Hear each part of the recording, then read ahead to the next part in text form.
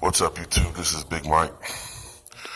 Alright, in this video I'm going to obviously talk about the Chris Paul trade to the Houston Rockets. And apparently he was traded for, Lou Williams, Patrick Beverly, some other players, and some future picks in the draft. I can't remember exactly everything.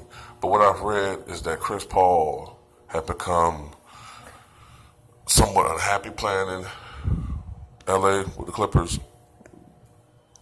mainly due to his the deterioration of his relationship with head coach Doc Rivers. One of the things I've read is that Doc Rivers shows preferential treatment towards his son, Austin Rivers. And one of the things is I read that when they were having practice, Doc Rivers would yell at the other players for certain things, but when Austin Rivers would do the same things, he wouldn't say anything, the same mistakes or whatever, transgressions, whatever. So that's one thing that caused a wedge between them, and also the fact that Doc Rivers nixed a trade that would have happened last year, which would have traded Carmelo Anthony to the Clippers. And ultimately, Chris Paul is no longer a Clipper. And I think that Blake Griffin is next. And if I had to take a good guess as to a team that Blake may go to, it may be OKC, possibly. But you never know. Who knows where Blake's going? But let's talk about Houston, all right? They lost a great defensive player in Patrick Beverly, and they lost some scoring punch with Lou Williams. That has to be addressed. They gained a Hall of Fame caliber point guard in Chris Paul, and they still have a Hall of Fame caliber player in James Harden. The problem I see is that you have two players who dominate the basketball and used to having the ball in their hands.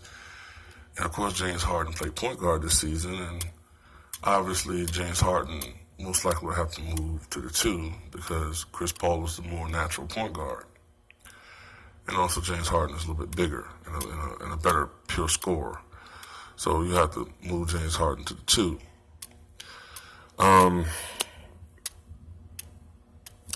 I think it's probably going to have to be Harden, man. One of these guys are going to have to learn how to play off the ball more. And I think it's going to have to be Harden.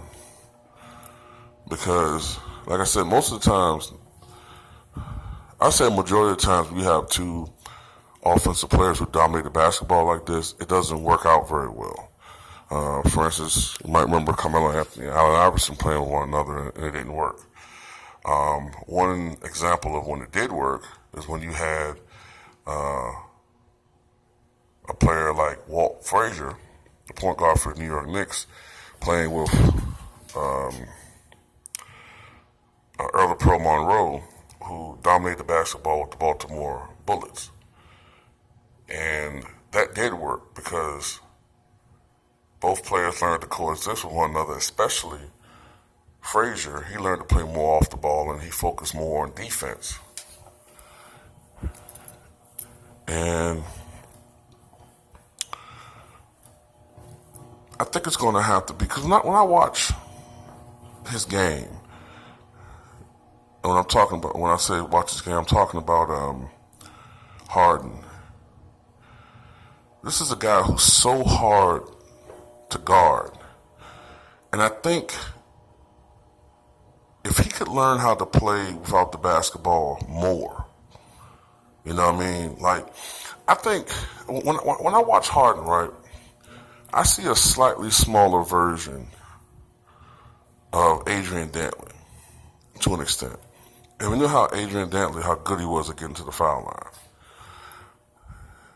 right? I think he would be even more effective without the basketball. Talking about James Harden. And also, even if he's not dominating the basketball anymore and Chris Paul tends to have the ball more, you still have two facilitators in the backcourt. Two facilitators, two great distributors of the basketball. And if they were to get one other person, I think they're missing somebody. They're still missing another scoring. I think they still need one more scorer. If they had one more guy, maybe like a Paul George or something. Because Carmelo, I don't know, man. Carmelo is just one of those guys. He holds the ball too much. I just don't like his game, man. But if they had like a guy like Paul George and Harden and Chris Paul all playing together, I can see, number one, Paul George probably shooting, because you have these two other guys who set you up on, they're used to setting up other guys, and you have two of them. I can see a guy like Paul George shooting like 54, 55% from the floor, because they will be constantly putting guys like him in positions to score the best situation. It'd be like, basically what I'm trying to say is, the reason why I think he'd be shooting such a high percentage, most of them, especially George, to his benefit, is because you basically would have a point guard. His job is to set up other people to put them in the best possible situation to score, right? Chris Paul is more of an all-around point guard, but he's not a score-first point guard. James Harden in this situation will be a shooting guard, but he still has the instinct at distributing when he sees other people. He still will have that point guard instinct. And when you basically have 2 point guards on the same floor, right?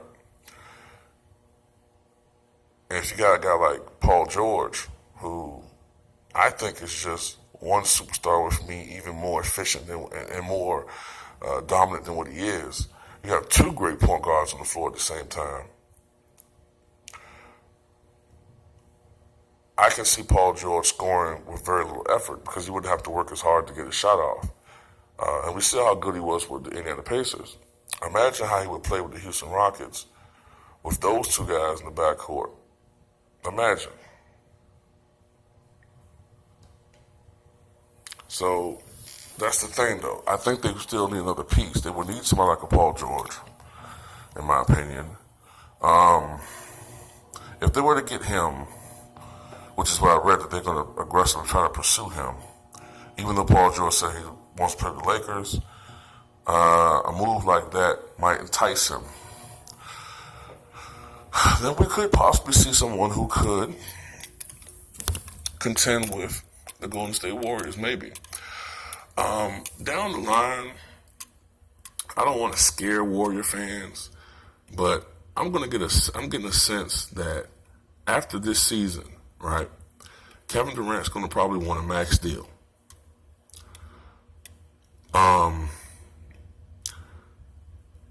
Even though indications are now that Andre Iguodala might resign with the Warriors, I got to think a guy his age, he has to be at least 34 years old now, right?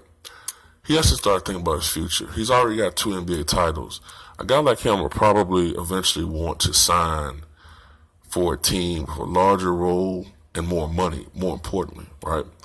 He and Sean Livingston, they're both in their mid-30s. They're both very productive players, but their years of productivity, being at their peak or near their peak or coming to a close. They got to start thinking about money.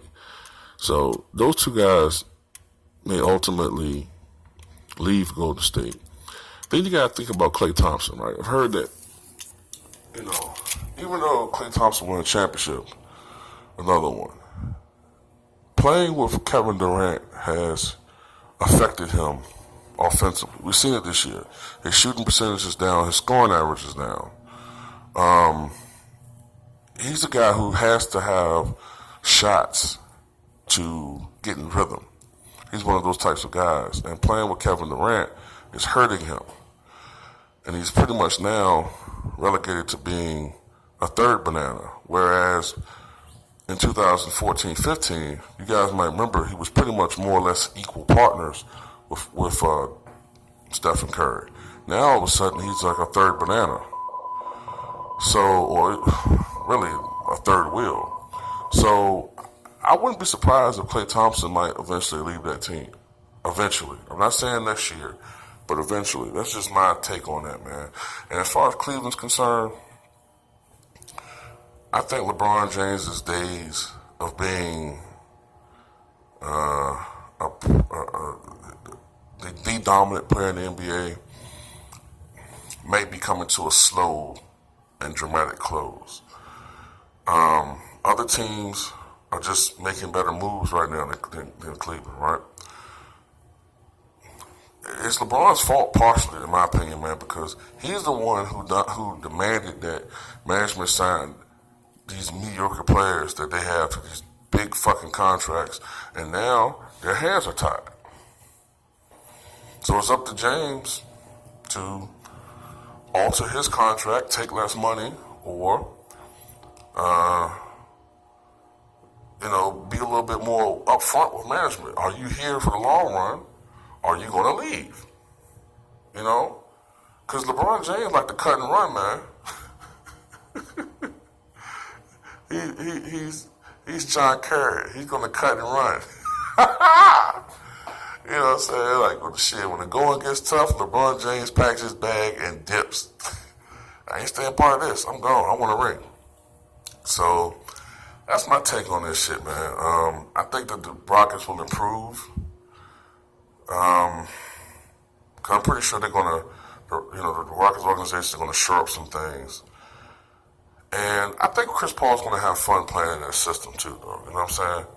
I think they're gonna have fun.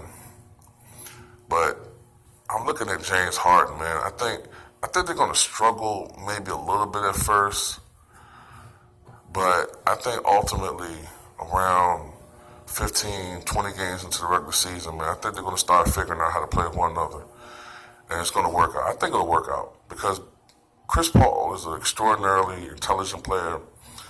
He's one of my favorite players to play that's playing today. He's very competitive, and he demands the best of his teammates. And I wouldn't be surprised if we see an even more improved James Harden offensively as far as shot selection. He's going to probably give the best effort on defense he's ever had because Chris Paul to me is the closest thing we have to Kobe Bryant. I'm telling you, reference this video right now. I'm telling you guys right now, he don't have Kobe Bryant's overall athleticism, but when it comes to his mentality, the only thing that was missing with Chris Paul was being on a team with some talent. He's going to bring out the best. He's going to bring out the best in everybody that plays around him, man. And they're in a system. He's with a coach now. I'm pretty sure he's going to enjoy playing with Mike D'Antoni. He's going to bring out the best in James Harden. Like I said, James Harden's probably going to play. I wouldn't be surprised if James Harden make an all-defensive second team this year. And y'all probably laugh at me for saying that shit, but mark my words, I guarantee you, in the 2018-19 season, James Harden will be on an all-defensive second team. I'm going to look like a motherfucking prophet. Peace out, y'all.